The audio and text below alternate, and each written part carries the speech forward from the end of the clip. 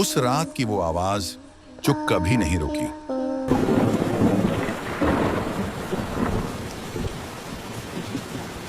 मेरा नाम राहुल है, मैं इंजीनियर हूं, दिल्ली में रहता हूं।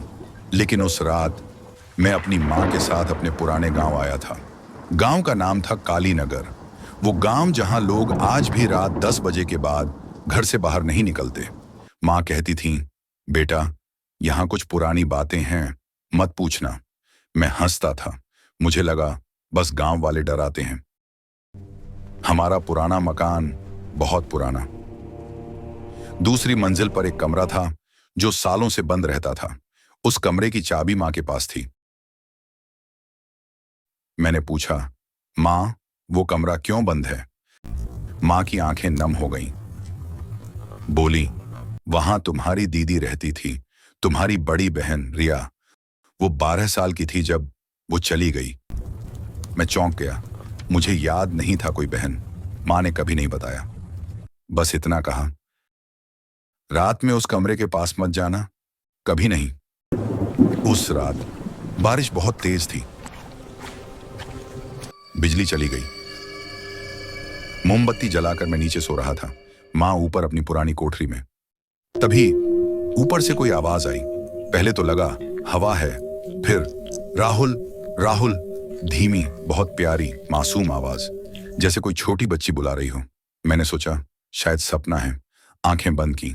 फिर दोबारा, राहुल भैया नीचे क्यों सो रहे हो?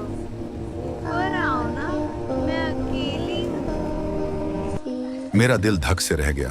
वो आवाज बिल्कुल वैसी ही जैसे कोई छोटी बहन बुलाए। मैं उठा, सीढ़ियां चढ़ने लगा। हर कदम पर दिल की धड़कन तेज।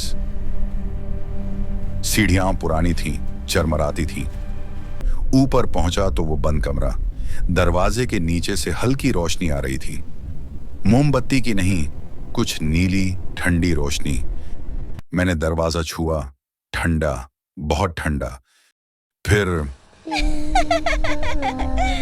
अंदर से हंसी आई, छोटी बच्ची की हंसी। भैया दरवाजा खोलो ना, मैं तुम्हारे लिए इंतजार कर रही हूँ 15 साल से। मेरा हाथ कांप रहा था। मैंने धक्का दिया, दरवाजा खुल गया। अंदर कमरा वैसा ही था जैसे 15 साल पहले छोड़ा गया होगा। खिलौने बिखरे हुए, एक छोटी सी गुड़िया कुर्सी पर बैठी और खिड़की के पास एक लड़की खड़ी थी, पीठ फिरी हुई, लंबे बाल, सफेद ड्रेस। मैंने कहा, रिया। वो धीरे से मुड़ी।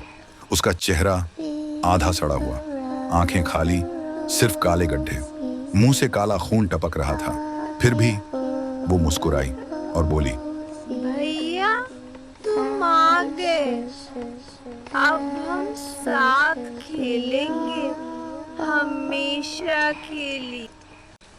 मैं पीछे हटा, दरवाजा बंद करने की कोशिश की, लेकिन दरवाजा नहीं बंद हो रहा था। वो धीरे धीरे मेरी तरफ बढ़ी। उसके पैर जमीन को नहीं छू रहे थे। फिर उसने अपना हाथ बढ़ाया। उंगलियां लंबी, बहुत लंबी हो गईं, जैसे कोई छाया फैल रही हो।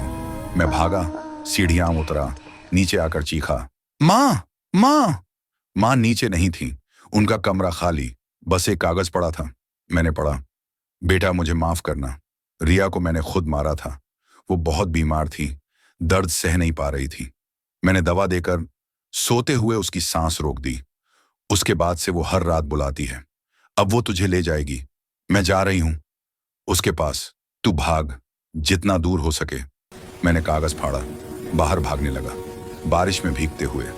लेकिन जब मैं गली में पहुंचा तो देखा, सारी गली में, हर घर के दरवाजे पर एक एक छोटी लड़की खड़ी थी।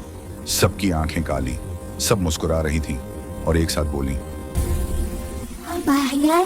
हम सब तुम्हारी मौज है, आज हाँ हम सब सेट करेंगे। मैं चीखा, भागता रहा।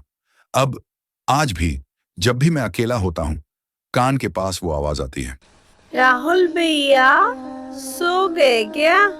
उठो ना, खेलने चलो।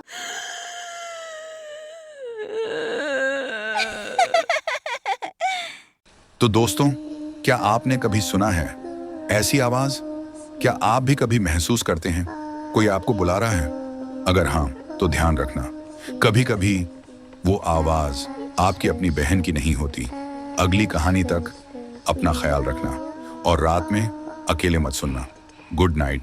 अगर आपको कहानी और हमारा प्रयास अच्छा लगा हो तो हमारे चैनल जोड़ी की पौड़ी को लाइक करें, सब्सक्राइब करें और दूसरों के साथ शेयर करना बिल्कुल न भूलें। मिलते हैं अगले वीडियो में।